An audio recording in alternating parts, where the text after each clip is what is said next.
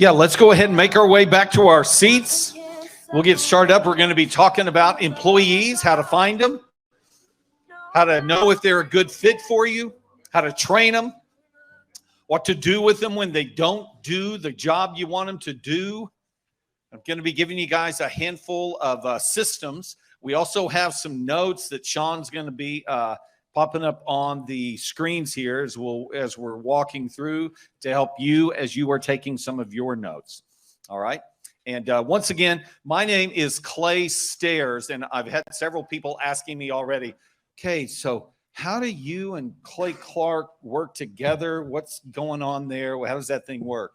Every time I get an opportunity to honor Clay in public, I want to do it because his impact in my life has dramatically changed my life, so much so that it has not only changed my life, but it will change my children's life, and it will change my children's children's life. I mean, it is really amazing. Coming out of 15 years of being a high school teacher and then 10 years in ministry. And as I started my new company, the Leadership Initiative, immediately I went to Clay and asked, could you help me build this company? Because I had no idea. I had a skill that I knew I was very good at. There wasn't any doubt about that. But I didn't know how to build the business around that skill. Can anybody relate to that? Raise your hand if you know what I'm talking about. And so Clay came alongside and helped me build the business around my skill to the point that I was able to transfer those skills to other people so that I could spend less and less time in the company and be able to turn it over to other people so I could do other things that I wanted to do. Does that make sense? So that was kind of, wow, this is really cool. So it's something that has drastically changed our lives, my wife, Lisa, and I. And so as you guys have heard, time freedom, my business because of Sean. And this is Sean Lohman. All right, Sean, say hi to everybody. Hello, everybody. Very good. Sean's got a mic over there, all right, because we're going to be working together on this. Sean works for me at the Leadership Initiative. We do exactly what Clay does, okay? We do exactly what he does. We are a business consulting firm, and it's almost like my company is Dell Computer, and Clay's company is my Intel processor. I use Clay's coaching path in my company. Does that make sense? All I do in my coaching is walk you down the same path that I've been walking down for the past 12 years. It's the same path. And also, it would be very similar to me going to Chick-fil-A and saying, I want to start a chicken company, and I really would like to start this chicken company right here in your store, and I want to use your recipe. Is that okay? And Clay said, sure, let's do it. So my office is right back there in the back. The Leadership Initiative office is right back there. And we use Clay's recipe, and we actually have our business here in his building. So that's how the two of our companies work together. Some people have said, are you guys partners? We're not really partners, but we partner with a lot of things. My company uses all of Clay's team to do all of the back-end digital marketing, the photographers, videographers, website makers, and all that kind of stuff. We use his team, he uses his team, and so on. On my website, you will see a lot of video testimonials of Clay's clients. And on Clay's website, you'll see a bunch of testimonials of my clients because they're all on the same path. Is that fair enough? Okay. Any questions on any of that? I just want to make sure we get that cleared up so I'm not talking and everyone's going, who the heck is that guy? Okay. So that's where we are. Okay, fantastic. So like I said, what I want to talk about here for the next, planning on going until about 10:30. So we'll go for probably the next hour before we 11:20 or so.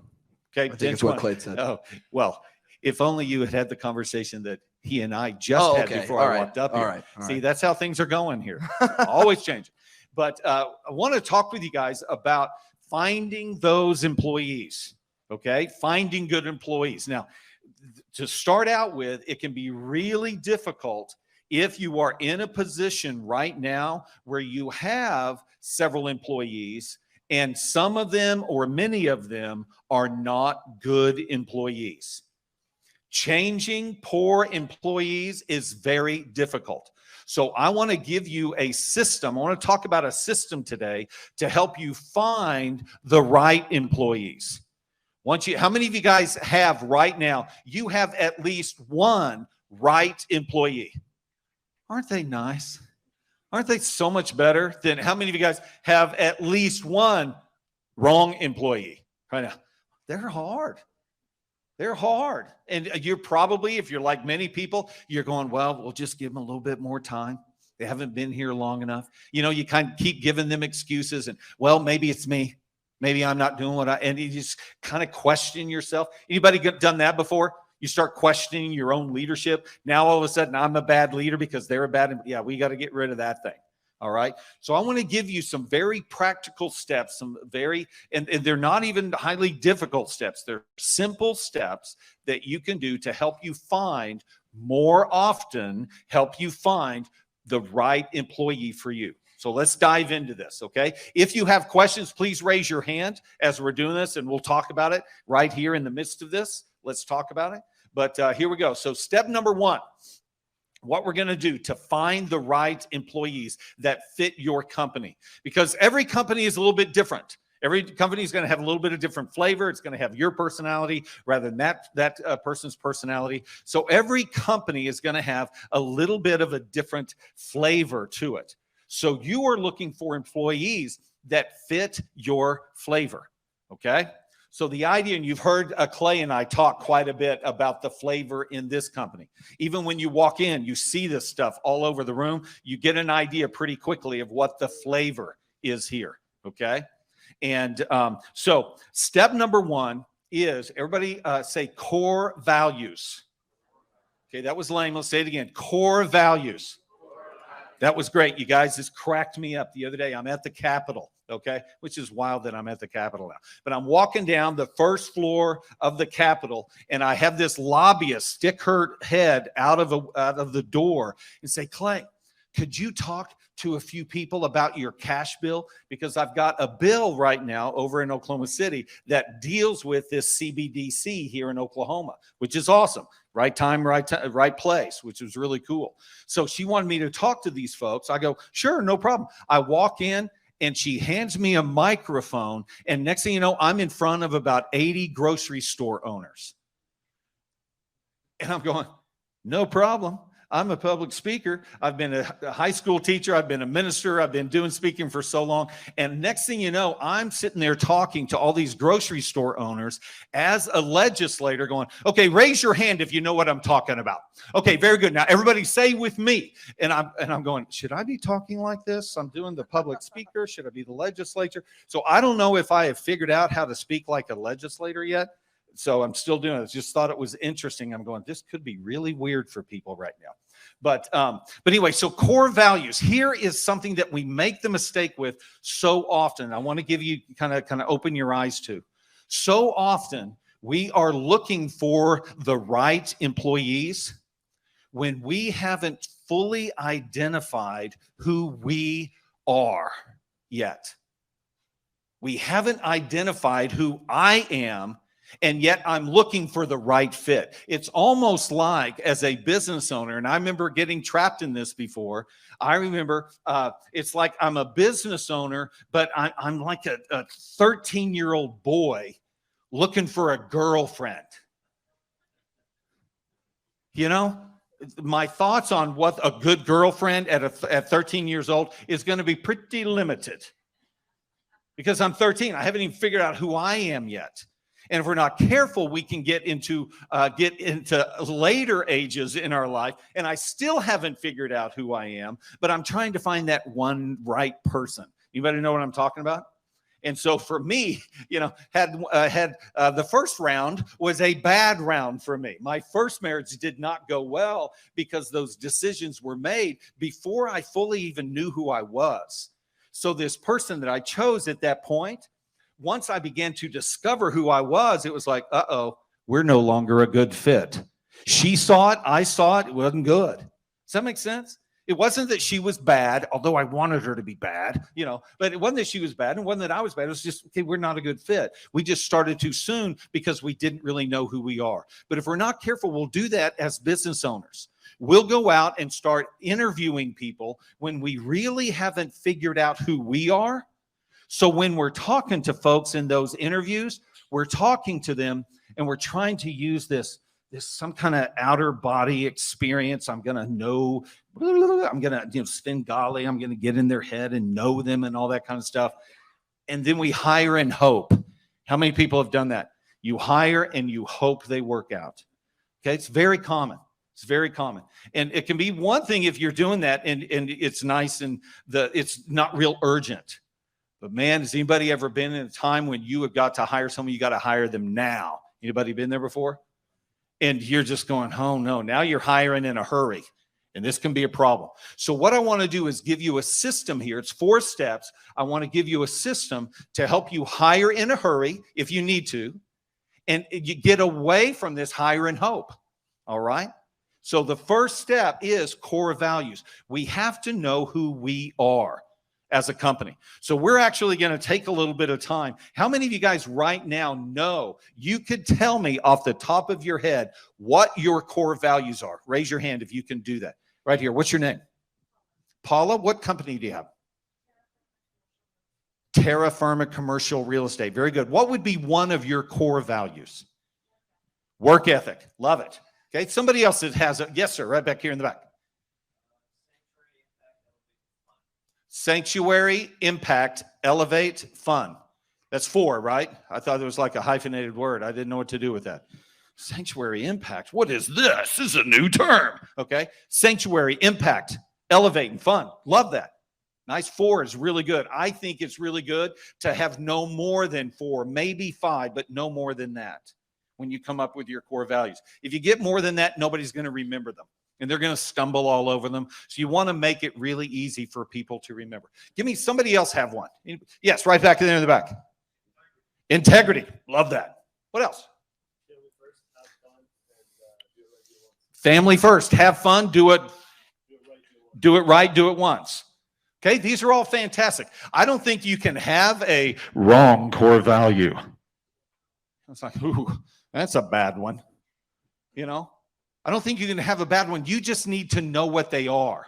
So we're going to take a little bit of time. If you don't have your core values identified, we need to do that right now. Okay? Even while I'm talking, you need to be writing these things down. I promise you, you are operating your company right now according to some core values. Whether you have identified them or not, you are running your company according to some kind of value. Now, those values might be your values.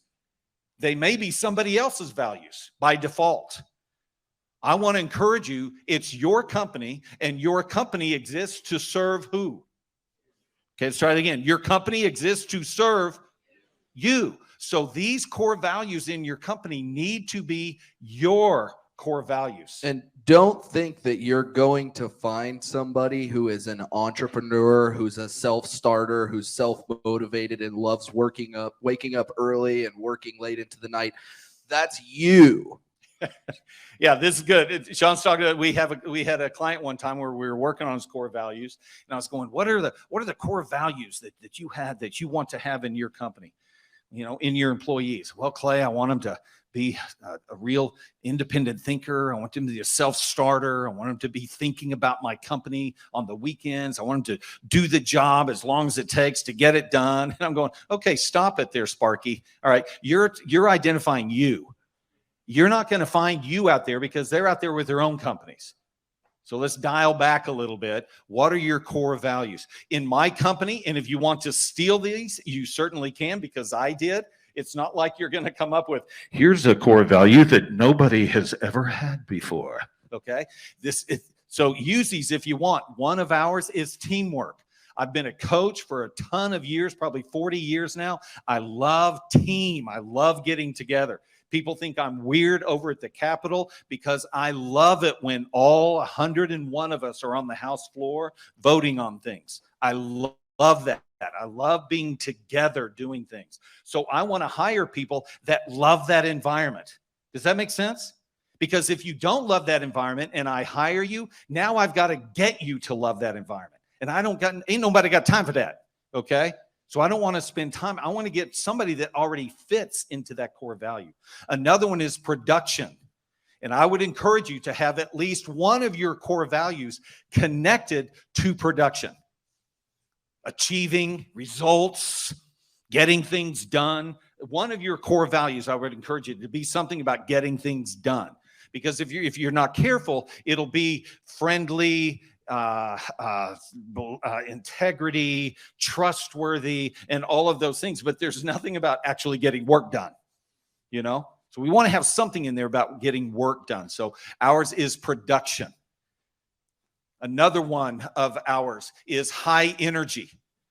I am a high energy person. I can wake up, feet hit the floor, and I can grab a microphone. Hey, how are we doing? That's just how I am wired. Not everybody has to be wired that way, but to work in my company, it is really helpful if you are high energy. Is there anybody else that you would consider yourself a high energy person? Do you guys have a hard time when you've got the energy and then you start talking to somebody and they're way down here like this? It's just like, holy cow, downshift, you know, hear the gears and everything. So I just like high energy. I like very positive, very high energy. So I'm looking for those types of people. Those types of people fit well in my company. If they aren't high energy, number one, they'll frustrate me. Number two, I will frustrate them.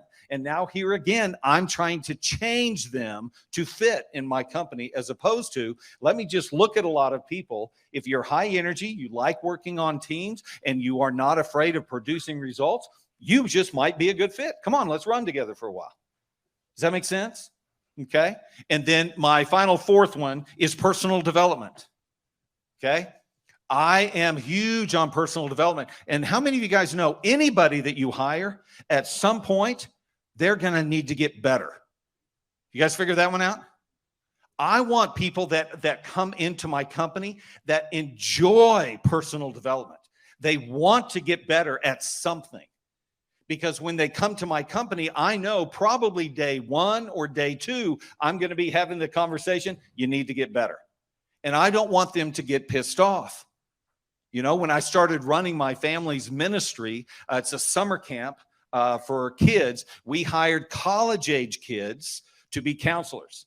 So they would come out, and I was there to be a mentor, to be a coach, to help them grow in their spirituality, to help them build their relationship with God, to become better people. And I remember having a conversation once with a kid early on that was a college-age kid, and I was trying to help him get better and improve. And he literally, what's your name? Robin, he literally looked at me and goes, Clay, I'm here for a job. I'm not really here to improve. And I went, fair enough. I didn't tell you this was an improvement type of program before I hired you. So the next summer, that began to come into play. And I actually, over time, over 4 summers, we started a discipleship training school. So I was literally able to gather people that fit my core values at Shepherd's Fold Ranch. They were able to fit the core values of, I want to go and be trained as a disciple. I want to be mentored. I want to learn about the Bible. These were all, and I want to work with kids. These were the core values that we had. And I was actually able to get people that when I had them all in a group, I was able to tell them, guess what? I'm not going to pay you anymore. You're actually going to pay me to come and be a part of a discipleship training school. So I was able to totally switch that culture by gathering people that fit my core values. And they were willing to come and work with me for 12 weeks in the Oklahoma heat and actually pay me and not get paid. Does that make sense? So if you have these core values, you can actually attract the right people if you have the core values. But if you don't have the core values, what you will attract is people looking for a paycheck. How many of you guys know that you've got at least one person right now that's working for you that is there for the paycheck? Raise your hand. Don't be shy. Encourage other people. Okay, very good. See, there's someone out there going, I'm the only one. It's good to see other hands. Did you have a question, sir? About that thing where you did see, like you said the first time, the guy said, I'm just here for a job, I'm not here to get better. All right, then you flip it around where they're paying to be there, so now you know that everybody that's there is not there for the job. Exactly. And that was because at that point, I was not looking, and this is kind of my own personal path here, but in ministry, I was not looking for employees. In ministry, I was looking for sons and daughters. I was looking for those people that I could train up. Does that make sense? I wasn't just looking for employees, but it took me 4 summers to turn that thing. It wasn't just overnight. It took me 4 summers to change the culture of the ministry. And we did that. When I first did it, the board, it's a nonprofit, so there was a board. They're going, Clay, this is a bad idea. Nobody will come. I don't think this is good. I don't think it's good. But they actually did. 86% of the kids that were on that staff came back the following summer and paid me rather than me paying them. It was an $80,000 shift in our budget. $80,000 that we were able to shift in our budget. Totally transformed. We did that for about 10 years. I've turned it over to somebody else about 2 years ago. They switched back to starting to pay people, and it was a fight to get to go to that because the board said, that's not us. We don't pay. We're doing discipleship training. That's how much we had gotten it ingrained. Does that make sense? So knowing your core values is so valuable. And again, I would encourage you, don't come up with a whole lot. If you can come up with one, that's cool. If you do use fun, okay, fun is one of mine as well. It's like the hidden number 5, because if we are doing those 4 in my company, I promise you we're having fun. Okay? And I hire people that enjoy those 4.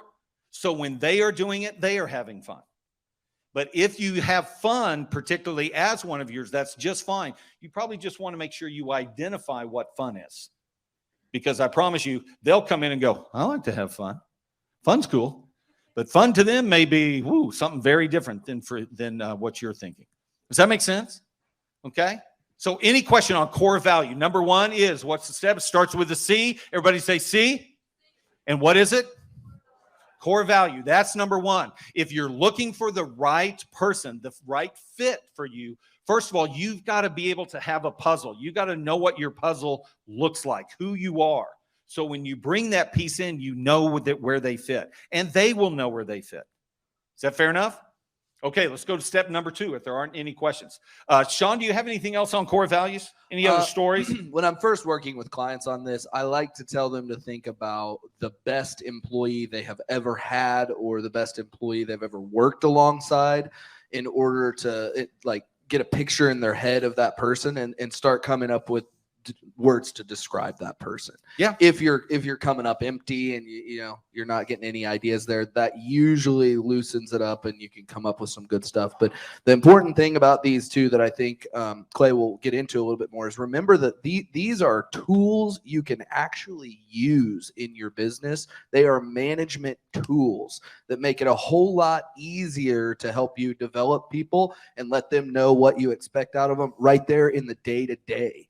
But as a leader, you have to embrace these. You have to own these because it needs to become part of your language with your staff. As you're talking to your employees, if nobody else brings these up, they won't come up and they won't get ingrained into your culture. Yeah, that's great. And then once you have these core values, you've got to communicate them all the time. We communicate them. One of the ways that we communicate them all the time is you saw the pictures, we have them framed back in the office.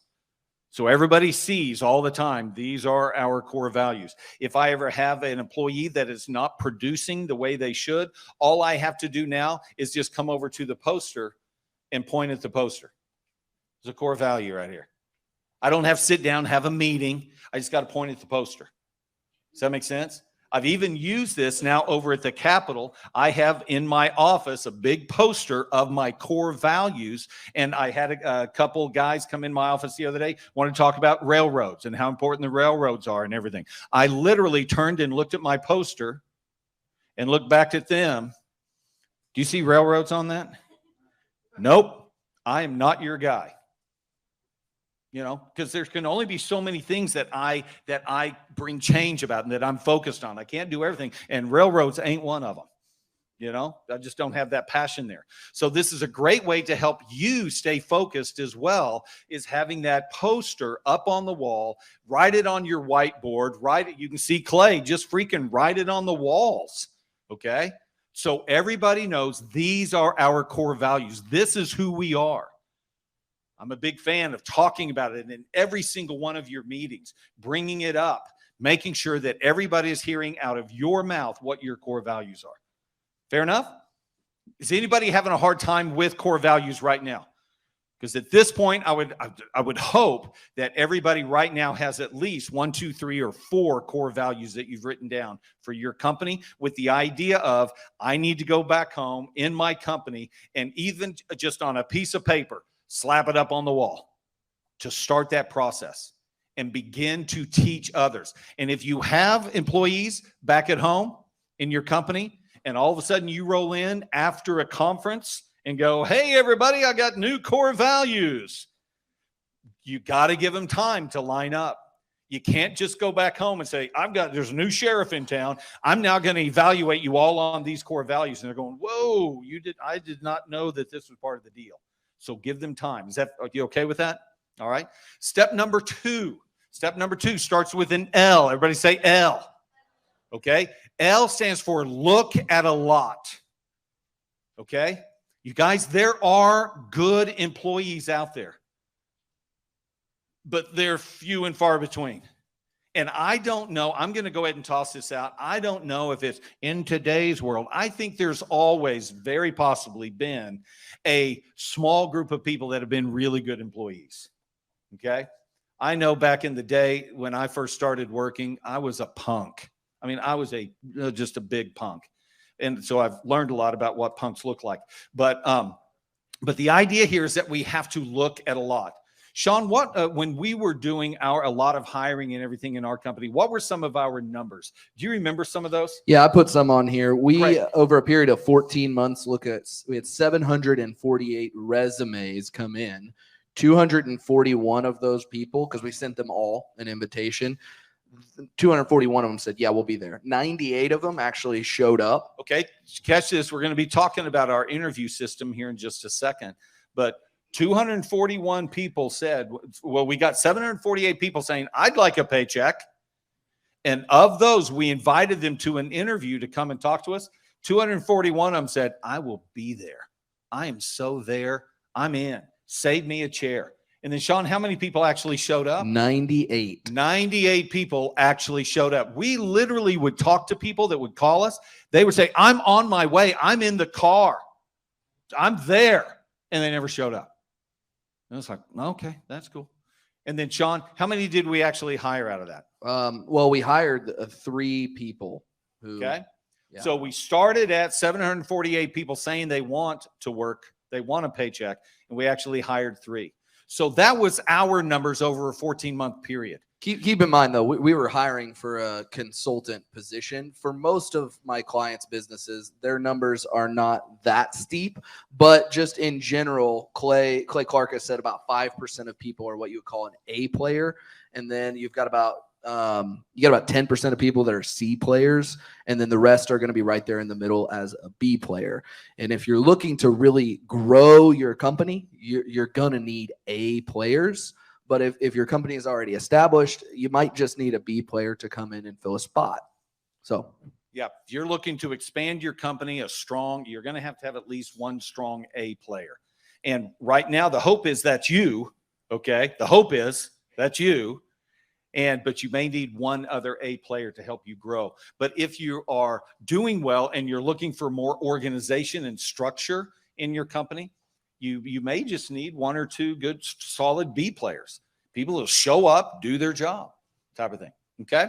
So here we go. So we got to look at a lot. So the idea, if this is our numbers, if we're saying here, usually for us to find a good, strong A player, you're probably going to have to look at about 30 to 40 people. Okay. And when I say look at them, it means in this process, you're going to have to actually have them where you actually look at them. Okay. You actually see them. 30 to 40 people to find one strong A player.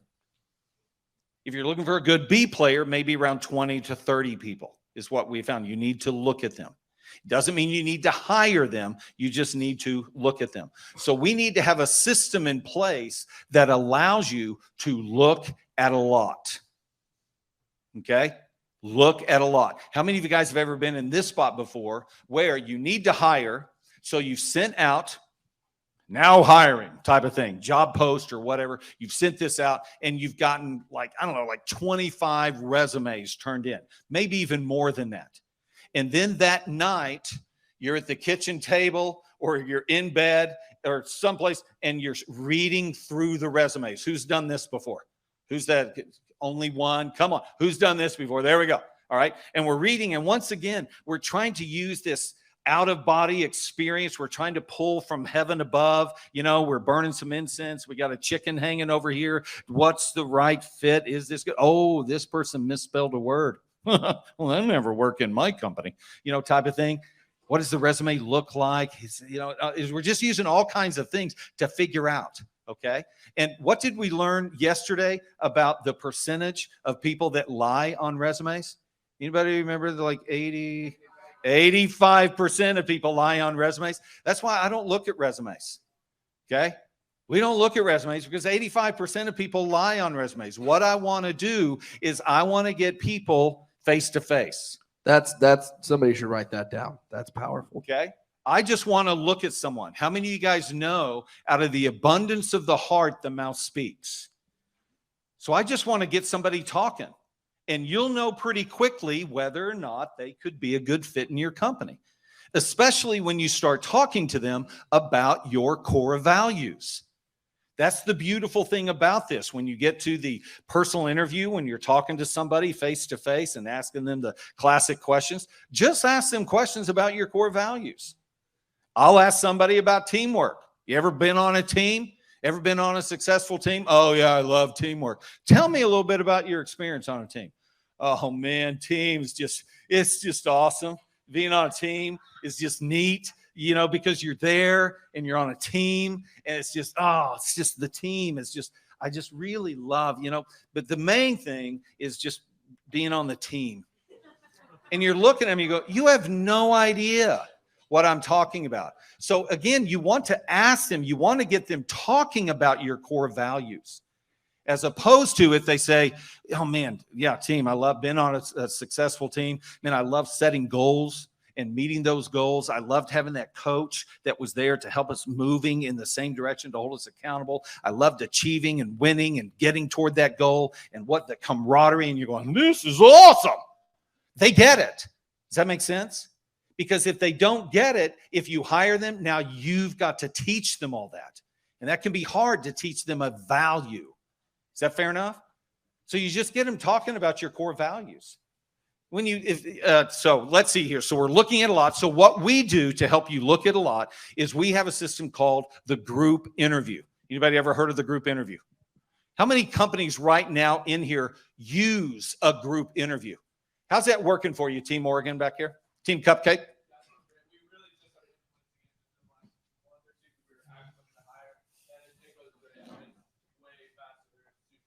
Yeah, because what's that? And it's fun. I mean, we've got to look at a lot of people. So we have to have a system in place to help you look at a lot of people. Because again, going back to the resume thing, now I'm reading resumes, and I've probably taken those 20 or however many, and I narrow it down to 4. Is that the number that we do? Do we narrow it down to 4? We hired 3 out of 748. Okay. I know that, but I'm asking these guys out here. Oh, okay. Because isn't there just kind of this natural thing, 3 or 4? Is that what we do? Do we narrow it down? How many of you guys narrow it down to 20? Okay, so nobody narrows it down to 20. We narrow it down to 3 or 4. Is that right?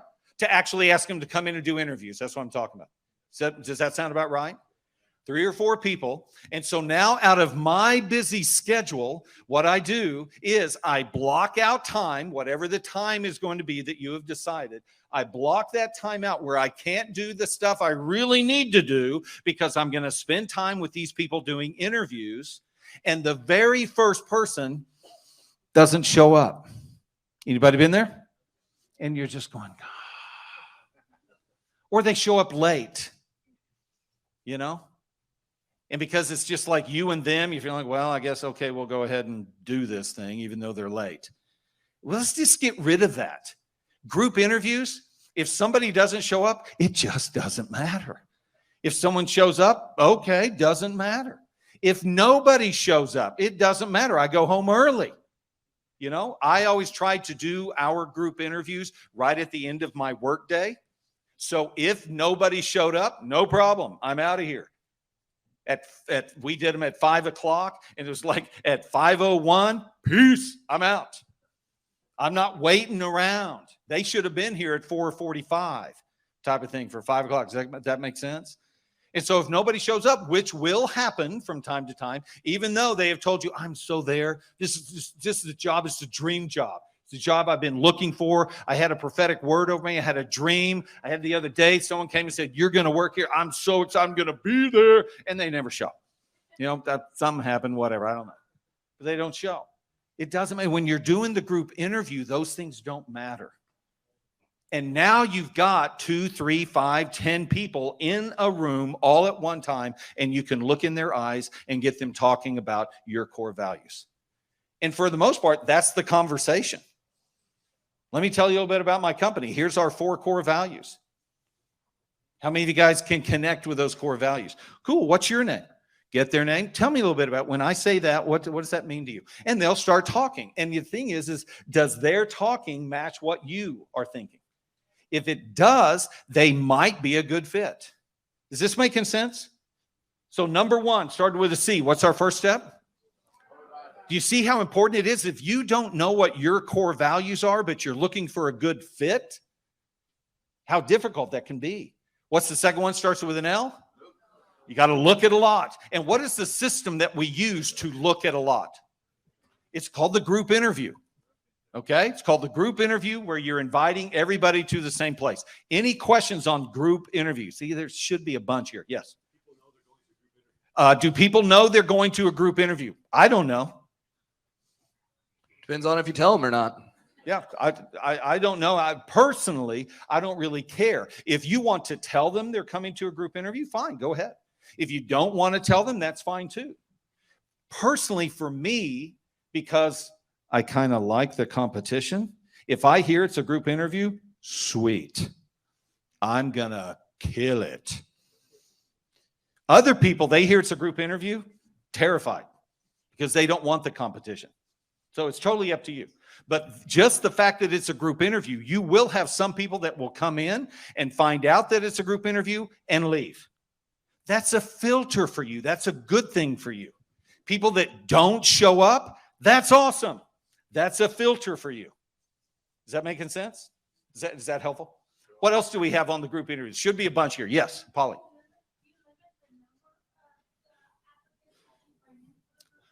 I don't, mainly because I never have really had to, okay? And I remember telling our clients, oh yeah, don't worry, you're going to have 45 people saying they're going to be there and 7 will show up. But Clay, we've had 45 people literally tell us that they're going to be there. I'm going, don't worry about it. Don't worry about it. Don't worry about it. No one's going to show up. No one's going to. And we've had one client that literally had 40 people show up at one time. And they're going, Clay, we had to meet out in the parking lot. We couldn't fit everybody. I'm going, okay, there's always the exception to the rule. But you can limit it if you want. We don't, because usually it ends up being 6, 7 people. Okay, and sometimes 2, sometimes just 2. Yes. Are you actually calling them to say come to the interview? Or are you Great question. How do they know to come to the interview? We put job posts out. Okay, and this is one thing we're going to go through a checklist here in a second to make sure here are some things you're going to want to have. One of them is a job post. We put it out on Indeed. Okay, there's multiple, monster.com, there's Craigslist even. You can put it in the newspaper, you can put it anywhere you want to put it, Facebook, but you've got a job post that is saying, if you're interested, call, or if you're interested, email. Okay, so they reach out, and what do you think we tell everybody that responds to us? Congratulations, it looks like you'd be a great fit. See you Tuesday at 5 o'clock. Every single person. It's a cut and paste. Cut and paste. Everybody gets the same thing. Here's the address. Here's where we meet. Here's what time we meet. And we always tell them 3 things. This is interesting. This is good to let them know on this email, is you want to give them 3 instructions of things to do. Why would you want to give them 3 things to do? See if they'll do it. And 90% of the time they won't. And number 1, here's what you need to do. Be on time. That's a tough one. But be on time. Number 2, dress to impress. Number 3, bring your resume. 1, 2, 3. You'd be surprised how many people can't be on time. If they are on time, what are you doing dressed like that? You know? And if they're here and they're dressed and they go, oh, dog ate the resume, printer broke, and all that. You're just giving them 3 things. It can be 3 of anything you want them to do, but you're just giving them a task to see, because that's another filter. Can they produce what you're asking them to produce? There were some more questions back here. Yes.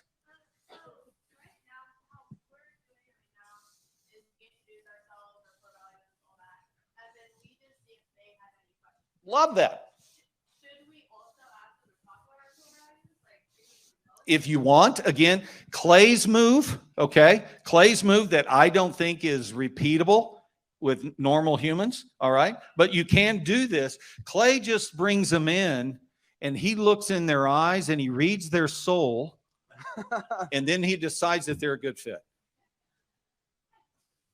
The longer you do it, you'll get better at that. So you can do that. And for the most part, how many of you guys have ever talked to somebody, and in the first 15 seconds, no matter what it is you're talking about, you realize this person is different than me? So that's kind of what I'm talking about. Clay just gets them talking about something. You know, it may be stand up, tell me your name, your family life, answer this question. You're mainly just trying to get them to talk. Does that make sense? So however you want to do that, whether you want to get them to talk about your core values or talk about themselves, you mainly just want to get them to talk. A question we asked one time with a kid, with a group was, what is your favorite working environment? What does that look like? And it's a valid question, because I know what our working environment is going to look like. Do you have a picture of mine, or do you have a picture of yours? This one kid, he's like slunched down. We've already thought in our head, no way are we hiring this guy. He's slunched down and he's mumbling, you know, my favorite work environment is going to be a place like where you're having fun all the time and smiling and laughing, kind of like a cartoon. Who are you? You know, and again, we don't say, get out. It's just next. And you just move to the next person. You know, there's even times where I've seen Clay, and I've done this before too, where I'm just looking at people and I know this person is not going to be a good fit. You know? So when it comes time for people talking, I don't necessarily ask that person a question. I go to the ones that I'm thinking might be a good fit just by looking at them. There are times where people can walk in that door. I'm over here. They walk in and I go, no. You guys know what I'm talking about? I mean, some people might be sitting here right now, Clay, that's judgmental. Yes, it's exactly what's going on. Because you are being judged on if you are a good fit. And you are being judged every single day in my company. Clay, do you do evaluations every year? No, I do evaluations every freaking day. Every day you are evaluated in my company. Does this make sense? Other questions on a group interview? Yes, sir. That's kind of my idea. We've been doing a little questionnaire. Uh-huh. They come in, Sure. waiting to get started. Goofy questions. How far did you drive to get here? What's your favorite TV show? Beautiful. What's your strong suit? Okay. It's kind of an icebreaker. Good idea. Bad idea. If you like it, you giddy up. He's talking about, he gives a questionnaire when people walk in with just some silly questions. How far did you travel to get here? You know, what's your favorite color and stuff. If it works for you, if it's a usable tool for you, if it helps you to do some icebreaker, giddy up. Again, I don't know there's anything you can do wrong here. It's just, is it helpful for you? Wait for somebody to say their favorite television show. There you go. I love it. Yeah. So, other questions? Yes.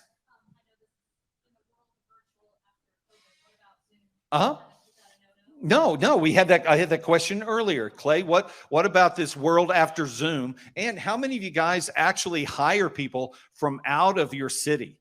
And Clay, getting them to actually travel to me is going to be really hard. Yeah, so you just figure out how to do this concept in a virtual world. Okay, you just kind of tweak it. It's almost like a lot of times when you come to conferences like this. What you get when you come to a conference like this is a lot of lumber on your truck, a ton of lumber. Now you need to go back home and cut it to fit so that you can build your house type of thing. Okay. Other question. Yes, ma'am.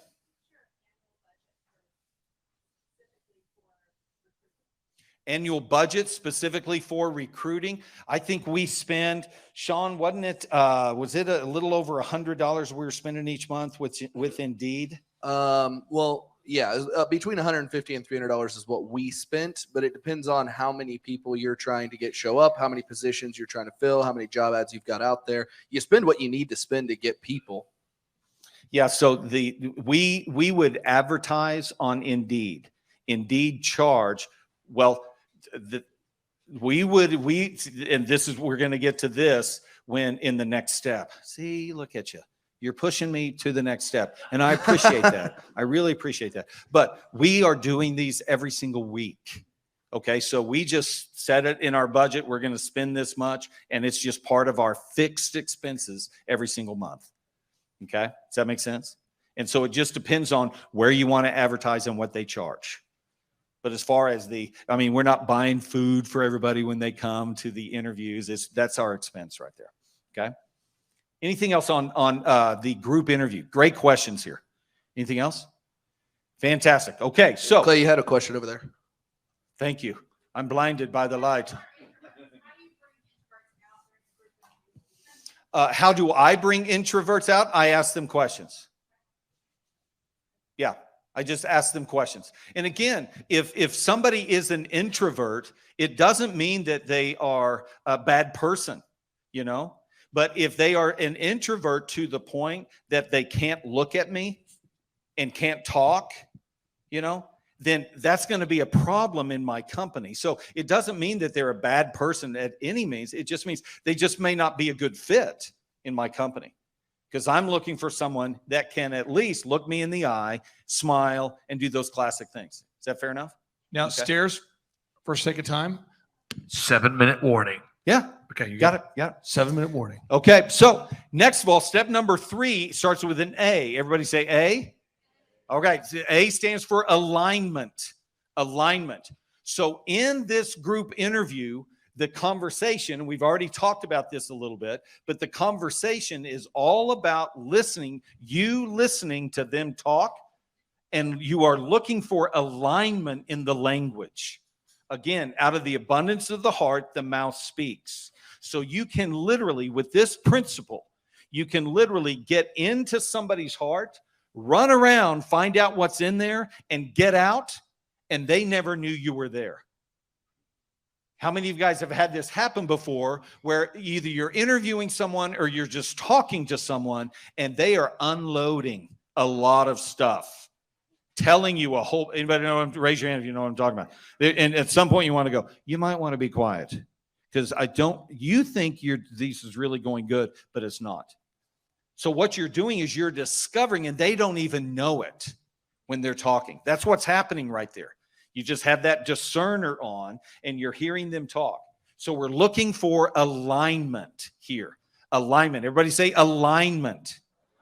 That's where you're trying to figure out if somebody fits. Do they talk your language? Do they use your words? If they use your words, chances are good they understand what your company, the core values in your company. They understand that. If they don't use your words, again, it doesn't mean you don't hire them, because yes, I have hired people before that have shown up late to an interview and that just totally bombed the interview. I've hired them. Why? Because I freaking need somebody tomorrow. But when I hire them, I already know they're not going to be a good fit. So my expectations, I'm not hiring and hoping. I'm hiring and knowing that they may be good for a week. You know? But I know that next week I'm going to be doing another interview. I'll have more people to look at. But again, when you are only looking at people one at a time and you're only hiring people when you need people, that's when you get into that poverty mentality of, oh no, this person, I better hire them because I've only looked at 4, but this was the best one of the 4. Anybody know what I'm talking about there? You just hire the best of the 4. It's really not the one, but you hire them because you got to have them. And what this group interview system does is it allows you to go ahead and hire them. And it allows you to fire somebody. Guess what? Today's your last day. You are a great American, but not in this company. Because you know you've got somebody in the wings. Does that make sense? Everybody okay with me on that? Okay, then finally, step number 4. All right, it starts with the why. Everybody say why. Very good, okay? So we got step 1 starts with a C. Very good. Step 2 starts with a L. Step 3 starts with a A. See where I'm going there? That's so cheesy. All right.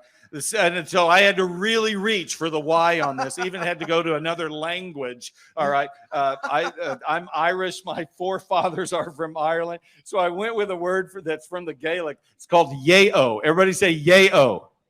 Yeo. And what yeo means is river.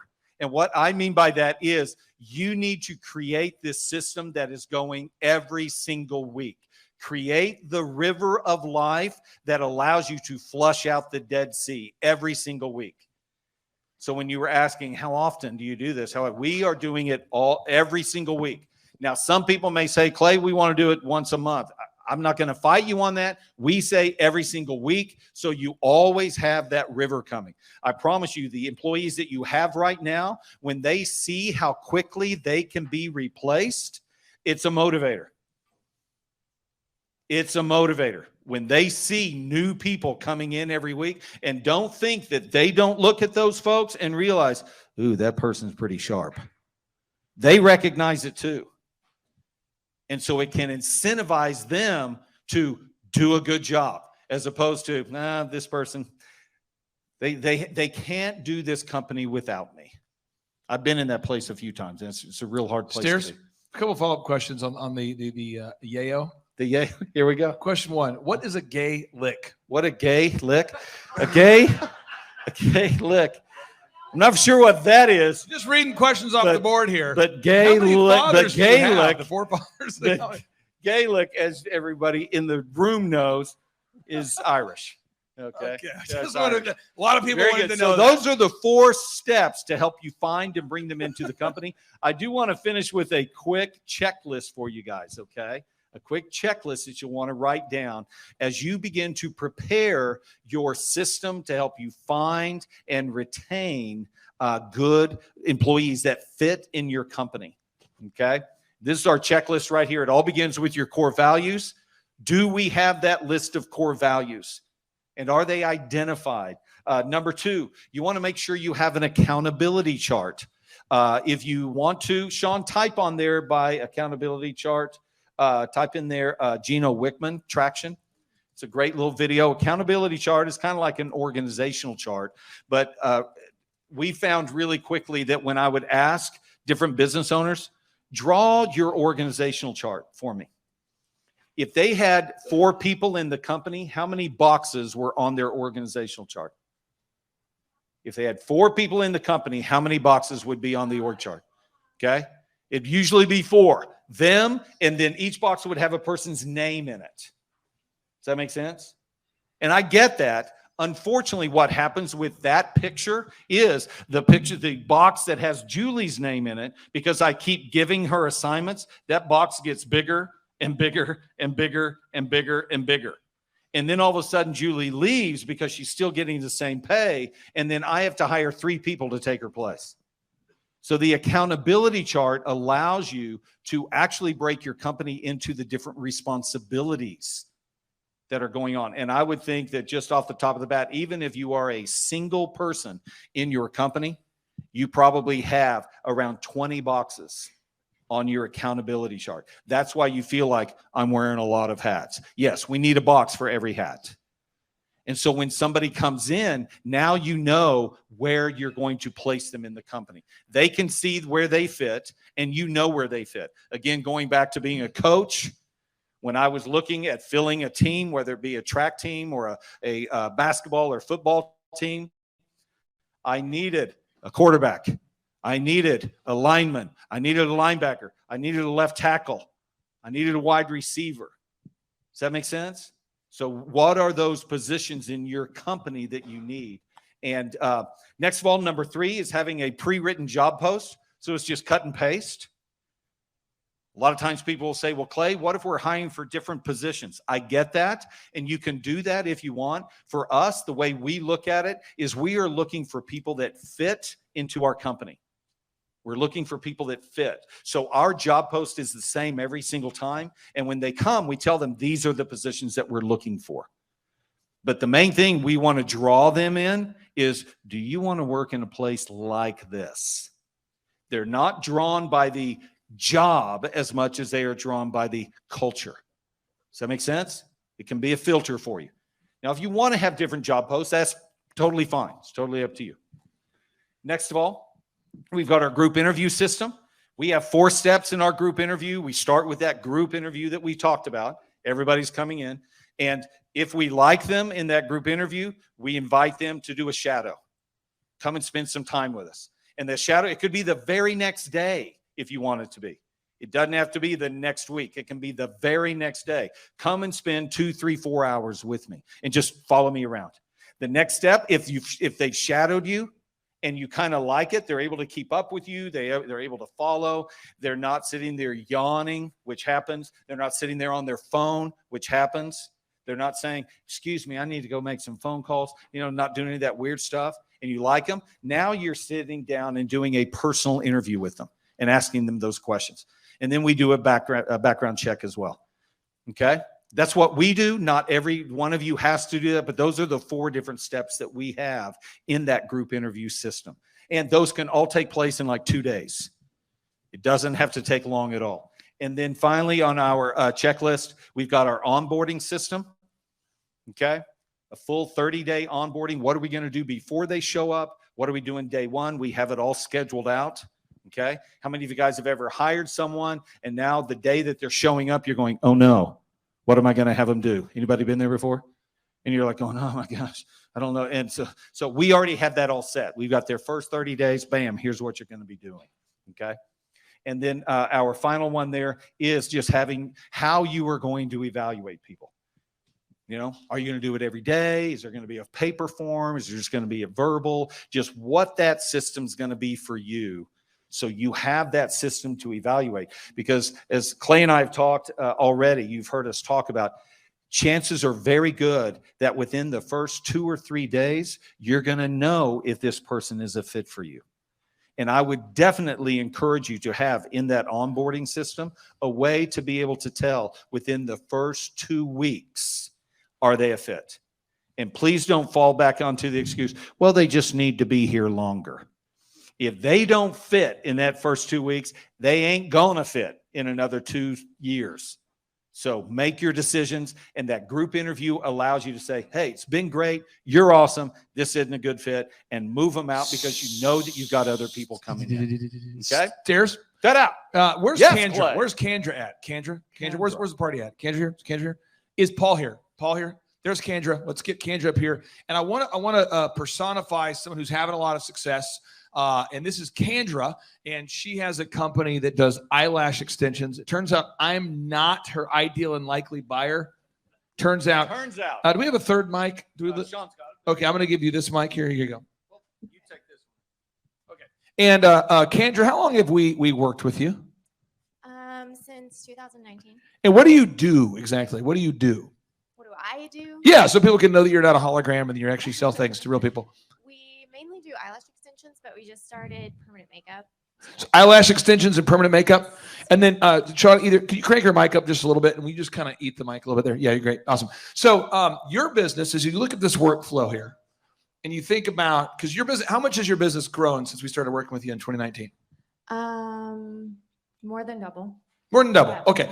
And you seem like a very normal person. Why do you have a call recording and script in place? So the scripts just make it easy to train people, and it's consistent. Everyone says the same thing, does the same thing, And then the call recording is handy for many reasons, but a lot of the time people say they said something, or the client will say they said something, and then we just check it and can listen to it. And I want to be very clear so everyone kind of knows this. You see how the business models are the same, but it's entirely different businesses? Are you seeing this? How it's like dog training is very analogous to carpet cleaning, which is very analogous to home building, which is very analogous to eyelashes, which is the exact same as eye care, which is the same as functional medicine, which is you seeing this?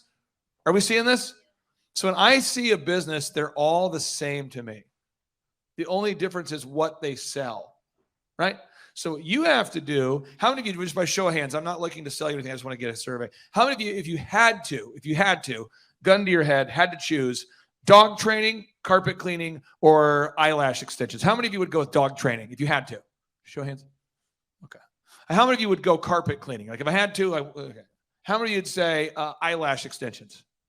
A couple. Okay, so the biggest question I always run into when I talk about you is people go, well, how would I possibly learn how to become an eyelash extension technician person? How long does that take you to teach somebody if they decided to open one? About a week, and then it's some practice, but you don't have to learn how to do it to train people to do it. So you can, okay, but you would have to be licensed to do it yourself. Yeah. Or you can just own it and you don't have to be licensed, but you have to hire people who are licensed. So what I'm going to do downstairs, I'm going to have you grab that mic from Sean, and I'm going to have you come join us because I want to make sure before we break for lunch, we're able to put all this together. She is a real person, happens to not be our tallest client. We have other clients that they're not, but she's not the tall. But I mean this, I see a lot of people that go, she's also not our oldest client. So some people go, I can't do it because I'm too young or I'm too tall. I hear these things. People actually make these statements. With me, where I'm from, not old enough. I'm too old. So I want to be very clear. Everybody can do it. Some people say, it's not a good time. I have young kids. How old are your kids? 5, 9, and 12. Do you know their names? I do. Okay. So a lot of people say, I can't raise a business and a family. I'd have to choose one. Do you see your kids? Yeah. Okay. I'm just asking because people ask these questions. Okay. So now that we know that, Stairs, let's answer some questions on the board. Any questions you guys have before lunch? Let's go. Questions on the board. Okay. Okay. Will you give us a list of all the businesses that you recommend that we promote and sell on our podcasts? Yes, I'll do that real quick. I'm going to walk you through this relationship with sponsorships. If anybody out there, by show of hands, who here ever has a thought of starting a podcast someday, or maybe you have started one or a show? Okay, come. Okay, I'm just going to give you how to do this, okay? What you do, step one, is you record the show for your ideal and likely buyer and for God. That's your audience. Your ideal and likely buyer and for God. So there's so many wonderful people who give me so many backhanded compliments, and I love it because I don't care, but it's funny to hear it. They'll go, Clay, I want you to know I really like this event, the Reawaken tour event. I love it. Love it. Love it. Love it. I don't like the way you talk. No, I'm serious. PR people, or they'll go, Clay, have you ever thought about getting like a stylist? I'm like, no. My style is I don't have a style. I wear a red tie.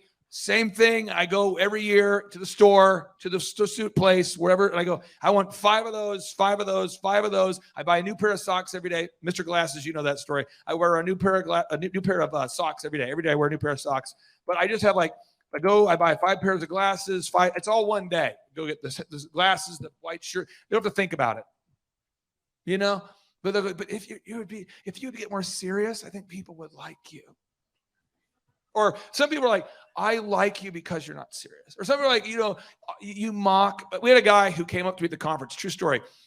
One of my longtime clients happens to be Asian, okay? And I have a voice I do on my show that I think is funny, and he thinks is funny because he thinks it sounds like his dad, okay? And his dad moved over here from China, first generation. He's here. And so on the show, occasionally I will do this voice. I say, no kona, just circle. No kona, just circle. Circle, no kona. No.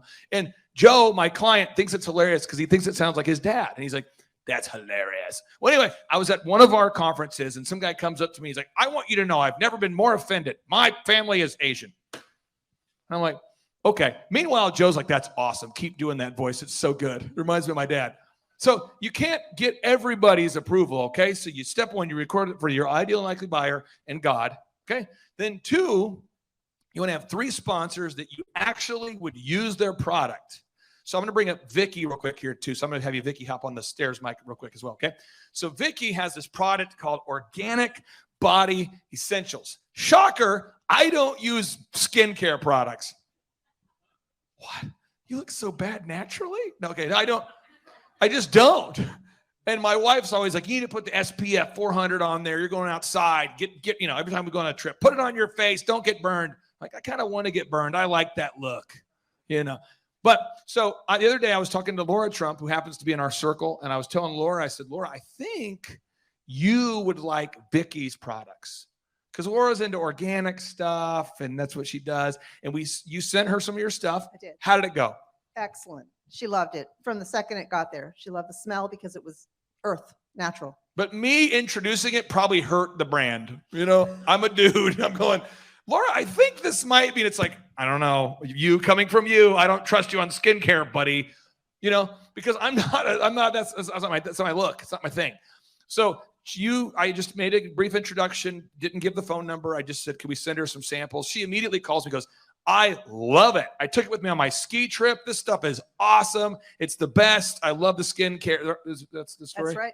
Mm-hmm. So, but it would be weird if I was pitching skincare, because anybody knows I don't care about skincare. Me, you know? And you go, that's the key to you looking so bad. I get it. Okay. So you have to have a sponsor that it fits in the flow. So let's go to your business. Who typically goes to your eyelash business? What kind of, what age, what gender? Female. And then Shocker. all ages. Female? All ages, yeah. Okay. Pretty much just female. We've had some men. Could you, I'm not trying to make a connection, I'm just saying, but could you see that the women who come to your place would buy organic skincare products Yeah, potentially? for sure. It's like if your product was in your store, Yeah. you could see that happening? Yeah. So that's how I go. Boop, boop, boop, boop, boop, boop, boop, boop. That's how I think. Boop, boop, boop, boop, boop, boop. And I could see your product being in your store and it did just sell all day. But if you put your product in my business, no one's going to buy it. All right. So you got to have 3 sponsors. So I have 3 sponsors for my show. I'll tell you, and I say a sponsor, there's 3 ways that you can sponsor. We'll be very clear on the sponsorship. One is you could pay flat fee for the host to pitch the product. I will never do it that way. You know why? Can someone tell me why? Why will I not take a monthly fee to pitch a product? Can someone tell me? What's that? Why would I not take money, me personally, to pitch anything on my show ever? Can someone tell me? Right, because I'm beholden to the sponsor, and I will not ever pitch a product except when I want to pitch a product, which is usually never. Because I recorded the show for my listeners and God. However, there's 3 things I actually believe in. One is I do buy gold and silver at scale. Been doing it a long time. I don't talk about it a lot because if I do, people are like, you're crazy. I just do it. I'm not going to pitch it. Now it's more relevant. Now people are like, oh my gosh, but that's just something I've done for a long time. That's why I remember, because remember I told you about the creature from Jekyll Island like a decade ago? We had been consulting for like a week. And something we were talking, and I said, don't worry about it. The Federal Reserve isn't federal. There is no reserve, but you should read The Creature from Jekyll Island. And he goes, what is that? I said, Creature from Jekyll Island, but you'll probably have to slam a beer after you read it. Because remember that you called me and you're like, oh my. That's what paved the way for the Great Reset. Anyway, so gold and silver, I do pitch that because I believe in it. And there's 2 companies that I like. One is called Kirk Elliott. I like Kirk, but I use Andrew Sorcini, but you could use either one because they do the same thing. I just happen to buy from Andrew Sorcini. Therefore, I recommend Beverly Hills Precious Metals. But Kirk Elliott sponsors a lot of my friends' shows, and he's great too. So I could sincerely say either one is a good fit. I just happen to use Beverly Hills. Yeah. Well, usually you'll get a percentage. So usually for a gold and silver, I take 2.5%. Well, it depends on what sponsor. So like Mike Lindell pays huge commissions, but the markup on a pillow is much different than the markup on gold and silver. So, right. And so you have to have 3 sponsors. I also, on my show, I recommend my pillow. I do, but I don't really use a pillow when I sleep. What? Shocker. I don't like to use like pillows and blankets and sheets. I put on a hoodie and I sleep. And I wake up 4 hours later, 5 hours later, and I can't talk about comfortable shoes because I don't wear slippers, ever. I want to kind of be in physical pain at all times. That keeps me motivated. Okay, yeah. I can. But you want 3 sponsorships. 3. Okay, just 3. So I do Gold and Silver, My Pillow, and then I work with OxyFresh, and I worked with him for a long time. Those are like my 3 that I talk about on my show. It's a carpet cleaning franchise that I've worked with. The guy used to date my wife, that guy. Because no one pays attention, and most people only can tolerate my show 1 day a week. And people tell me at my conferences, they'll go, I listen to your show about once a month, and it is rough. It is terrible. Try better. Okay. So anyway, back to product. I want to make sure we're clear here. So Vicki, with your product, how long ago did you start that product? 9 years ago. And who's your ideal and likely buyer? Mostly women, but there are men too. Yeah. Like you were just talking about with sunscreen. Just a perfect example. Red raspberry oil is one of the top ingredients in both the face cream and the serum. It has a natural SPF of 45. So if you put that on your face, you don't need sunscreen. So you're not putting chemicals on. So it's really the client, the customer that's aware that there are chemicals in food. If they're switching over to eating organic or healthier, they're getting away from the chemicals. But our skin's our body's largest organ. So when you put topical products on, you want to flip that label over and make sure it's not a lot of chemicals you're putting on your largest organ that's going to go to your liver and do harm. So just so we're clear, every business is kind of the same. I'm going to go back to Kendra on this. You have to establish your revenue goals. I'm not telling you what your goals should be. And I'm not asking you, Kendra, what your goals are, but do you have that in your mind, kind of where you need to be? Yeah. Okay. And then you know the break-even number, like how many customers you need to break even? Yes. Okay. And the number of hours you're willing to work, have you kind of defined that in your mind of how many hours you're willing to work while raising 3 kids? Yeah, it goes back and forth when we do new stuff, but I always know what it is. Have you kind of defined in your mind that hours? I have a two-year-old granddaughter now too. So everyone's got their, okay. Then your unique value proposition. You sell, what is your unique, what makes your product unique? it's healthy for your skin. It's very succinct. It's clear. Boom. What do you do that's unique? Make women beautiful. Eyelash extensions. Carter and I tried to book an appointment and they wouldn't book us. I'm just kidding. Okay. So next is improve the branding. Branding. Your branding. People, when they go to your website, they are going to look at the site. They're going to look at it and make an opinion. So we're always iterating and we're not ever done. We built it, but don't we every week we're adding a little thing or a little tweak? I feel like every month it's a little thing or a little tweak. Yep. You know, it's not like we're not obsessing on it, but you want to track using a program called luckyorange.com, and it shows you where people are clicking, and then you work on it and just make a little tweak. Just if you're like, oh wow, I'm going to make that a little better. Okay, with your business and your branding, how long did it take you before you started really selling? Where you thought, wow, this is working? Well, that's what started it really was, and it is a God thing too. It was God showed me to put the oil in the jars and sell it. And that's 2 Kings 4. It was the first day.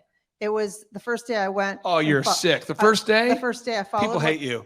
But that was how it began, was just putting a few in the bag and taking them to a store, and it sold right then. She placed an order. I didn't even have a company established. I needed to go form it to make it happen. I'm going to bring up Mr. Bunky Life too. Mr. Bunky, you come up here. I want to get you guys on the mic. I'm just trying to show you, every business is the same with just little nuances. Okay. Mr. Bunky Life, can you tell everybody who you are and what country you're from? I'm from Canada, and we are in the construction industry, but we're famous for small cabin kits called bunkies. What percentage of the people that you know are Mounties? 48%. Exactly. Okay. I knew it. Okay. What percentage of the adult males that you know enjoy watching hockey? 99. What do you think about Trudeau? What do most people think about? Go there. Okay. Go there. Okay. Don't want to cause an international incident. What about Brian Adams? Brian Adams. Do people in He Canada rocks. He rocks. Do you like Justin Bieber? I know his mom. Really? Yeah. Well, you probably do. There's not many people up there, I right? used to play in a little pub in Stratford when he was playing on the steps of this theater in Stratford before he got famous. And his mom was like, "You got to check this kid out on YouTube. He's going to be amazing." And I'm like, "Okay, random mom." And then I was playing my gig, and then she'd come up next week. "Oh, he's meeting with Justin Timberlake and Usher." I'm like, "Sure, weird mom."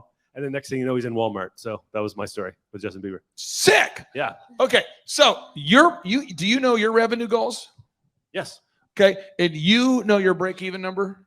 Yes, exactly. And you know your work-life balance, your schedule? Yep. Okay. And you have your unique value proposition. What is your unique value proposition? Let's pull it up on the screen. What is it that you do that makes you different, Bunky Life? What do you do differently? We're famous for log cabin bunkies kits that can be easily built in a weekend without a permit or a second mortgage. Sean, can you click on some examples so we can see that these are real things? Okay. Bunky life. Who here kind of likes the idea of a bolt-on bedroom? You're like, I got family that visits. We could do this. We need that. And what does it cost? About $10,000 to $15,000 roughly. And these are real things. And how did you build your first one? How'd that happen? It was basically scratching my own itch. My parents needed a place to stay in our backyard when we ran out of bedrooms. We had our first kid, and it was the solution to our problem. What was the no-brainer that you rolled out that unleashed a lot of sales? It was basically the very first one was enter to win a free bunkie on the internet. And people filled out the form? So far, I've had 600,000 people do it across Canada. Are there 600,000 people in Canada? There's 33 million, sir. What percentage of the people in Canada are Justin Bieber? Just mess with you. I'm trying to really focus on stereotypes. I've got 3 Canadian clients and I focus on the stereotypes at all times. Okay. All right. Well, how do you feel about using our military for free? I won't do it. Just stop. I'll stop. It's fine. Okay. It's just Canadian jokes. And they have American stereotypes too. He's always asking me his American questions. Okay, so it's great. Okay, we'll continue. So the marketing and the branding, your website looks great. I mean, you built a great website. It looks sharp. Marketing, you're scaling it now. You're getting into stores that will then also resell your product. Is that That's the goal. That's the goal. Yeah. Okay, but you kind of have an established marketing system that works so far? Yeah. Okay, you have an established marketing system? Yes. Why would anybody not want to buy a business or buy into a business or license a business or work at a business where it's not refined? Why would someone not want to work for you if you didn't know how to get customers? Because I don't know how to get customers. Steep stuff. Okay. So if I came to work for you, why would I not want to come work for you if you didn't know how to generate sales leads? Should be double negatives. I don't get the question at all. But I mean, there's a lot of business owners that do that. They hire people and they go, we don't know how to get customers and we don't have any, but we want you to do that and build the bunkies. Right. You don't. Does that make sense? So you got to refine your marketing system. Now we continue. Sales conversion. Do you have systems in place when the phone rings? Does someone have like a plan when they call someone? Is there a plan? Yeah, we have a script. And you're refining it, but you have a plan. Exactly. Do you have a plan? Yep. Scripts. Again, most business owners don't have a plan though. The phone rings and they're going, we'll see what happens. Okay. Next. Well, that's what we used to do, but until you had us make scripts. Scripts And are so Sean helped important. a lot. So important. Scripts. Okay. Next box. Determine what it costs to get a new customer. I'm not asking you to tell the number, but do you know what it costs you to get a new customer at this point? Yes, I do. Do you know that number? You feel pretty good about that number? Yeah. Okay. It's interesting. Okay. So then you have repeatable systems. How long does it take you if you hired a man or woman today to come work for you, how long would it take you to teach them how to do what you do? It depends, but a couple weeks. Couple weeks? Yeah. What about you? To hire somebody? Well, we can onboard people in certain spots in like a couple days, but if you got to replace me, that's going to be tough right now. That's where we need to work on. That's why we're here. Are you bringing up Trudeau right now? I'm just messing with Trudeau. you. Okay. Okay. Create manageable management systems. Is that a difficult thing? Do you like managing people? Is that like a strong suit for you? Do you look at that as it's not your thing? Don't love it, but okay. Do you like it? I don't enjoy it. You guys are negative. That was the hardest thing for me when growing my business was like all of a sudden there's 50 people and there's one of me and I'm 22. And I'm going, oh no. Because there's a lot of patriot arguments, like there's more of us than there is of them. Yeah, in this case, there's less of me than there is of. Wait a minute. So every meeting, like nobody agrees with me on anything because I'm like, guys, we're going to move forward. We're going to follow those call scripts. And everybody looks at me like, no, we're not. So you're going to have that ability to manage people. And that's where people get stuck. And that's where the hiring system we teach is so critical. Next is creating a sustainable, repetitive schedule. You kind of have a schedule that you like at this point? Yeah. Yeah. It's So it is possible to have 3 kids, grow a business, have a schedule you like? How's the schedule? Are you feeling good about the schedule? Ours is chaos right now. I'm not going to lie. We have 4 small kids and 4? My wife works in the business too. Yeah. Really? Yeah. How old are they? 9, 6, 3, and almost a year. Do you sleep often? No, I get up at 4, go to bed at 11:30. Yeah. No, these are things. These are like, this is like the messy middle, the stuff between the stuff, you know? Okay. Next box here. Accounting systems. Do you feel good at this point about your, profit per customer? Yeah. Do you feel good took a about long your time. profit per Yeah, customer? I like we're getting there. Yeah. Okay. So what questions do you guys have for these wonderful clients that have gone through the system or are going through the system that are doing it? What questions do we have? The messy middle, the stuff between the stuff. It's like, oh, that's a great idea, but how do you do it? Is there any follow-up questions before we break for lunch? Any follow-up questions? Because they're very normal I'll individuals. accept one Canadian joke, but that's my limit. What's that? It's going to be an international incident if there's more than one extra Canadian joke. Just going to throw that out That's there. fair. That's fair. All right. Okay. Yes. Are the bunkies Across Canada, nationwide? yes, and then we're expanding here. Yeah. Is There's Canada a there's nation? more than America, just so you know. There's other countries. You're saying that Canada's a nation? Borderline.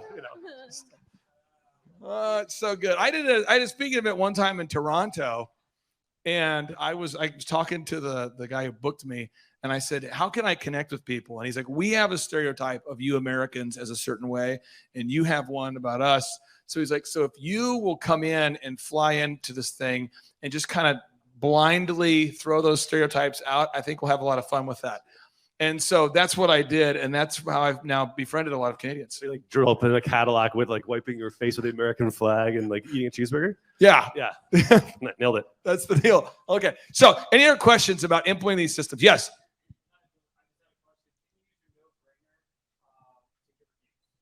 Yeah.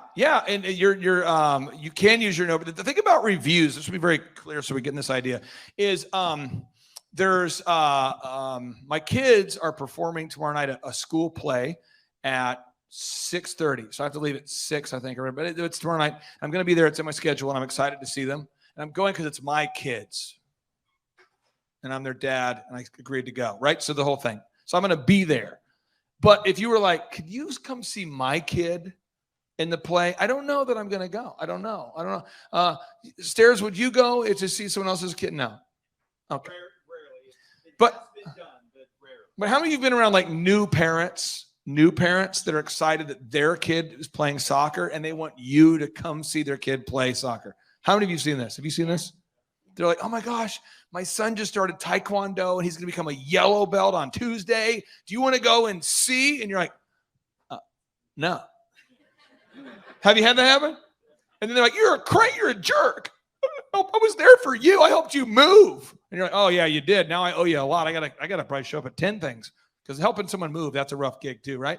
Okay. So you have the no-brainer is how do you get somebody to do something they don't necessarily want to do in a way that's a win-win where they actually feel like, okay, it was worth my time.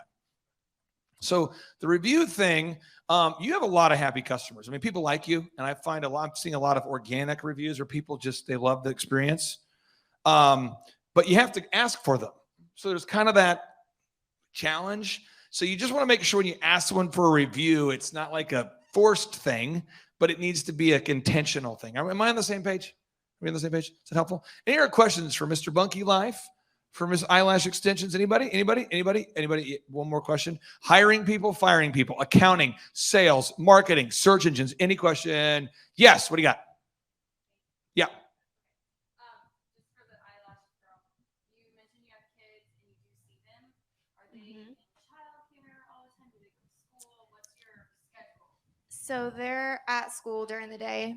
My 5-year-old's in pre-K, so she gets out earlier. So I have to adjust my schedule for that. But the evenings are pretty free. Right now I'm working in the evening some days because we're implementing permanent makeup. So it's a lot.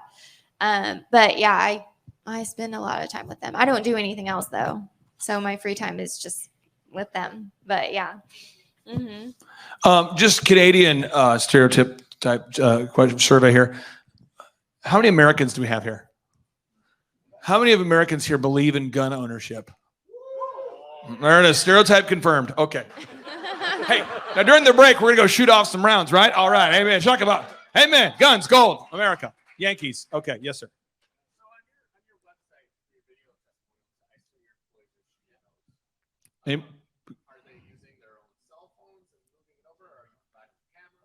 We're shooting it on the phone or what? Phone. Yeah. And then we use a ring light and we just set it in front of them to get the, better. Yeah. picture. A couple things, and I'll let you guys go. We're going to take a break here, okay? One is Mr. Bunky Life has built a very successful company, and he has a lot of wisdom you can tap into there. So if you want to know about building a business and scaling a business that builds stuff, this is a great guy to pick his brain on. Kendra has a service business primarily working with women. Pray for her. Yeah. Because I work with men. So men, you cut their hair. We do the best job we can. Sometimes you go, ooh, it'll grow back. And a guy's like, yeah, it'll grow back. It's cool. About half the guys are like, fist bump, no refund needed. I'll just wear a hat. Damn it. There's a lot of, now women though, women's hair, who's worked at women's hair? Women hair, it's more like, I'll remember you forever. And I will talk about it online and then to 15 people I know because it won't grow back. So it's a little bit of a different culture. So it's different businesses. But I want to just say this and we'll be done. Think about this when we come back from the break. We're going to get into this, okay? When we get back from lunch. You and your spouse have to be on the same page. And I will talk about this when I get back. I'm not a marriage counselor, but I'm also not a divorce attorney. And most people meet me right before the divorce attorney phase. And they're like, so, my wife wants to change the logo and my husband wants to do this. And and I'm going, anything with two heads is a monster. So let's deal with that first. One of you gets a 51% vote, 51%, and then one of you gets 49%, which is a lot like voting in American elections right now. Okay. Okay. So you can cast all the votes you want, but you get 49%. And you have to have that conversation because if you don't, it gets weird. So in my business, my wife, she handles the accounting and I handle the everything else. And so my wife, we stick within that budget. In your business, who does Exact same way. Yeah, exact same way. Yeah. So my wife will point out, we agreed on a budget. And if I go over that budget, then she will bring it to my attention of like, hey, this is over budget, so something has to get cut. And we don't argue about it. We've already agreed on that, right?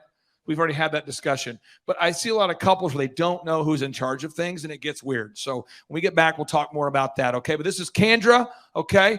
And I encourage you to ask her any questions about eyelash extensions, the whole deal. Team Canada. Let's hear for Team Canada. Made it all the way down here from a foreign, distant land where they don't have modern sewage. I'm just kidding. He's a great guy. And I'm telling you, if you want to scale a business that builds stuff, this is a great guy to pick his brain because it's when you're building things, if you mess up at scale, it's a big problem. And then we'll come back here at 1 o'clock for our next session. We'll come back at 1 o'clock. Let's hear for Bunky Life, everybody. BunkyLife.com. Everybody streaming online, go to BunkyLife.com. Check it out. The number of new customers that we've had is up 411% over last year. We are Jared and Jennifer Johnson. We own Platinum Pest and Lawn and are located in Owasso, Oklahoma. And we have been working with Thrive for business coaching for almost a year now. Yeah. So what we want to do is we want to share some wins with you guys that we've had by working with Thrive. First of all, we're on the top page of Google now. Okay. I just want to let you know what type of accomplishment this is. Our competition, Orkin, Terminex, they're both $1.3 billion companies. They both have 2,000 to 3,000 pages of content attached to their website. So to basically go from virtually non-existent on Google to up on the top page is really saying something. But that's come by being diligent to the systems that Thrive has, by being consistent and diligent on doing podcasts and staying on top of those podcasts to really help with getting up on with their listing and ranking there with Google. And also we've been trying to get Google reviews, asking our customers for reviews. And now we're the highest rated and most reviewed pest and lawn company in the Tulsa area. And that's really helped with our conversion rate. And the number of new customers that we've had is up 411% over last year. Wait, say that again. How much are we up? 411%. Okay, so 411% we're up with our new customers. Amazing. Right. So not only do we have more customers calling in, we're able to close those deals at a much higher rate than we were before. Right now, our closing rate is about 85%, and that's largely due to, first of all, like our Google reviews that we've gotten people really see that our customers are happy, but also we have a script that we follow. And so when customers call in, they get all the information that they need. That script has been refined time and time again. It wasn't a one and done deal. It was a system that we followed with Thrive in the refining process, and that has obviously the 411% shows that system works. Yeah, so here's a big one for you. So last week alone, our booking percentage was 91%. We actually booked more deals, more new customers last year than we did the first 5 months, or I'm sorry, we booked more deals last week than we did the first 5 months of last year from before we worked with Thrive. So again, we booked more deals last week than the first 5 months of last year. And it's incredible. But the reason why we have that success is by implementing the systems that Thrive has taught us and helped us out with. So. Some of those systems that we've implemented are group interviews. That way we've really been able to come up with a really great team. We've created and implemented checklists. That way everything gets done and it gets done right. It creates accountability. We're able to make sure that everything gets done properly, both out in the field and also in our office. And also doing the podcast, like Jared had mentioned, that has really, really contributed to our success. But that, like I said, the diligence and consistency in doing those and that system has really, really been a big blessing in our lives. And also, it's really shown that we've gotten the success from following those systems. Yeah. So before working with Thrive, we were basically stuck. Really no new growth with our business. And we were in a rut and we didn't know. The last 3 years, our customer base had pretty much stayed the same. We weren't shrinking, but we weren't really growing either. Yeah, and so we didn't really know where to go, what to do, how to get out of this rut that we're in. But Thrive helped us with that. They implemented those systems. They taught us those systems. They taught us the knowledge that we needed in order to succeed. Now it's been a grind. Absolutely, it's been a grind this last year. But we're getting those fruits from that hard work and the diligent effort that we're able to put into it. So again, we were in a rut. Thrive helped us get out of that rut. And if you're thinking about working with Thrive, quit thinking about it and just do it. Do the action, and you'll get the results. It will take hard work and discipline, but that's what it's going to take in order to really succeed. So we just want to give a big shout out to Thrive, a big thank you out there to Thrive. We wouldn't be where we're at now without their help. Hi, I'm Dr. Mark Moore. I'm a pediatric dentist. Through our new digital marketing plan, we have seen a marked increase in the number of new patients that we're seeing every month, year over year. 1 month, for example, we went from 110 new patients the previous year to over 180 new patients in the same month. And overall, our average is running about 40 to 42% increase month over month, year over year. The group of people required to implement our new digital marketing plan is immense, starting with a business coach, videographers, photographers, web designers. Back when I graduated dental school in 1985, nobody advertised. The only marketing that was ethically allowed in everybody's eyes was mouth-to-mouth marketing. By choosing to use the services, you're choosing to use a proven turnkey marketing and coaching system that will grow your practice and get you the results that you're looking for. I went to the University of Oklahoma College of Dentistry, graduated in 1983, and then I did my pediatric dental residency at Baylor College of Dentistry from 1983 to 1985. Hello, my name is Charles Colaw with Colaw Fitness. Today I want to tell you a little bit about Clay Clark and how I know Clay Clark. Clay Clark has been my business coach since 2017. He's helped us grow from 2 locations to now 6 locations. We're planning to do 7 locations in 7 years and then franchise. And Clay has done a great job of helping us navigate anything that has to do with like running the business, building the systems, the checklists, the workflows, the audits, how to navigate lease agreements, how to buy property, how to work with brokers and builders. This guy is just amazing. He's this kind of guy has worked in every single industry. He's written books with like Lee Crockrell, head of Disney, with the 40,000 cast members. He's friends with like Mike Lindell. He does Reawaken America tours where he does these tours all across the country where 10,000 or more people show up to some of these tours. On the day-to-day, he does anywhere from about 160 companies. He's at the top. He has a team of business coaches, videographers, and graphic designers and web developers, and they run 160 companies every single week. So think of this guy with a team of business coaches running 160 companies. So in the weekly, he's running 160 companies. Every 6 to 8 weeks, he's doing Reawaken America tours. Every 6 to 8 weeks, he's also doing business conferences where 200 people show up, and he teaches people a 13-step proven system that he's done and worked with billionaires, helping them grow their companies. So I've seen guys from startups go from startup to being multimillionaires, teaching people how to get time freedom and financial freedom through the system.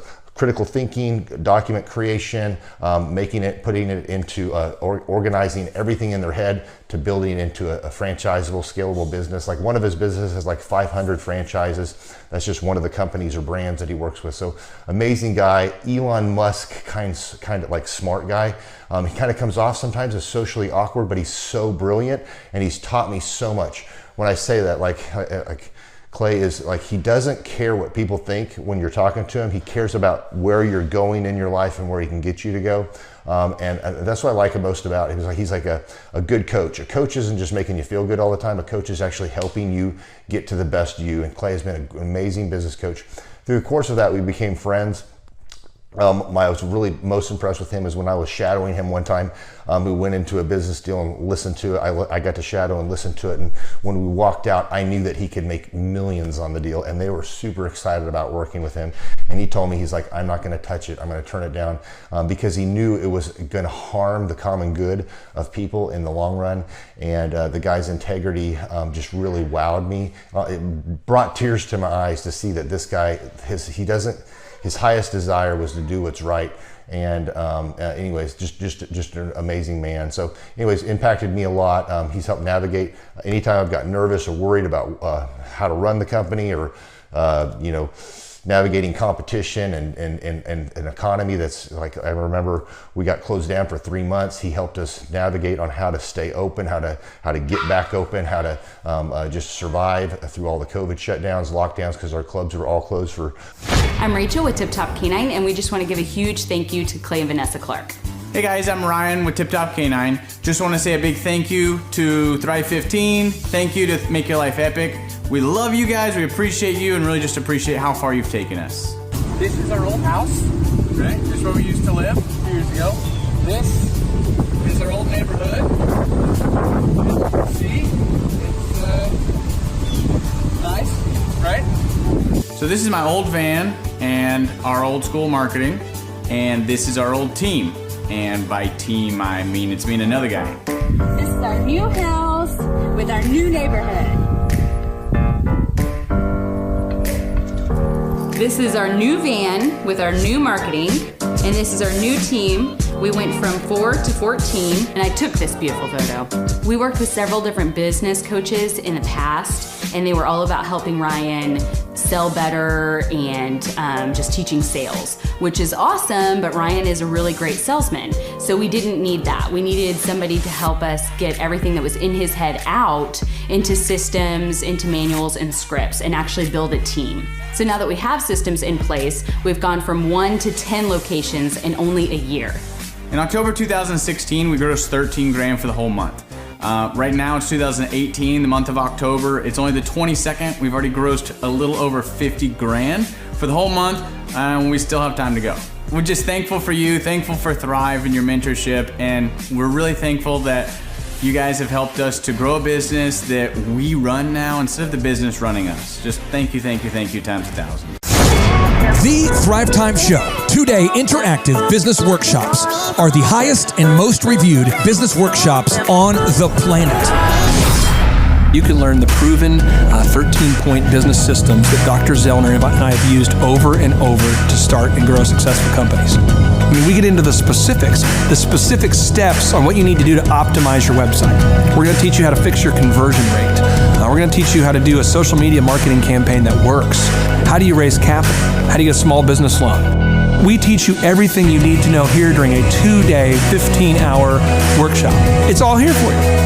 You work every day in your business, but for 2 days you can escape and work on your business and build these proven systems so now you can have a successful company that will produce both the time freedom and the financial freedom that you deserve. You're going to leave energized, motivated, but you're also going to leave empowered. The reason why I've built these workshops is because as an entrepreneur, I always wish that I had this. And because there wasn't anything like this, I would go to these motivational seminars, no money down, real estate, Ponzi scheme, get motivated seminars, and they would never teach me anything. It was like you went there and you paid for the big chocolate Easter bunny, but inside of it, it was a hollow nothingness. And I wanted the knowledge, and they're like, oh, but we'll teach you the knowledge after our next workshop. And the great thing is we have nothing to upsell. At every workshop, we teach you what you need to know. There's no one in the back of the room trying to sell you some next big get-rich-quick, walk-on-hot coals product. It's literally, we teach you the brass tacks, the specific stuff that you need to know to learn how to start and grow a business. And I encourage you to not believe what I'm saying, and I want you to Google the Z66 auto auction. I want you to Google elephant in the room. Look at Robert Zellner and Associates. Look them up and say, are they successful because they're geniuses, or are they successful because they have a proven system? When you do that research, you will discover that the same systems that we use in our own business can be used in your business. Come to Tulsa, book a ticket, and I guarantee you it's going to be the best business workshop ever, and we'll even give you your money back if you don't love it. We've built this facility for you, and we're excited to see you. Hey, I'm Ryan Wimpy with Tip Top Canine, and I'm the founder. I'm Rachel Wimpy, and I am a co-founder. So we've been running Tip Top for about the last 14 years, franchising for the last 3-4 years. So someone that'd be a good fit for Tip Top loves dogs, they're high energy, they want to be able to own their own job, but they don't want to worry about, that high failure rate. They want to do that like bowling with bumper lanes. So you give us a call, reach out to us, we'll call you, and then we'll send you an FDD, look over that, read it, fall asleep to it, it's very boring, and then we'll book a discovery day, and you come and you spend a day or two with us to make sure that you actually like it, make sure training dogs is something that you want to do. So an FDD is a franchise disclosure document. It's a federally regulated document that goes into all the nitty-gritty details of what the franchise agreement entails. So who would be a good fit to buy a Tip Top Canine would be somebody who loves dogs, who wants to work with dogs all day as their profession. You'll make a lot of money, you'll have a lot of fun, it's very rewarding. And who would not be a good fit is a cat person. So the upfront cost for Tip Top is $43,000. And a lot of people say they're generating doctor money, but on our disclosure, the numbers are anywhere from over $1 million a year in dog training, what our Oklahoma City location did last year, to 25, 35 grand a month. To train and get trained by us for Tip Top Canine, to run your own Tip Top Canine, you would be with us for 6 weeks here in Tulsa, Oklahoma. So we've been married for 7 years. 8 years. 8 years. So if you're watching this video, you're like, hey, maybe I want to be a dog trainer. Hey, that one sounds super amazing. Go to our website, tiptopcanine.com, click on the yellow franchising tab, fill out the form, and Rachel and I will give you a call. Our Oklahoma City location last year, they did over $1 million. He's been running that shop for 3 years. Before, he was a youth pastor with 0 sales experience, 0 dog training experience before he ever met with us. So just call us, come spend a day with us, spend a couple days with us, make sure you like training dogs, and own your own business. Well, the biggest reason to buy a Tip Top Canine is so you own your own job and you own your own future, and you don't hate your life. You get an enjoyable job that brings a lot of income, but is really rewarding.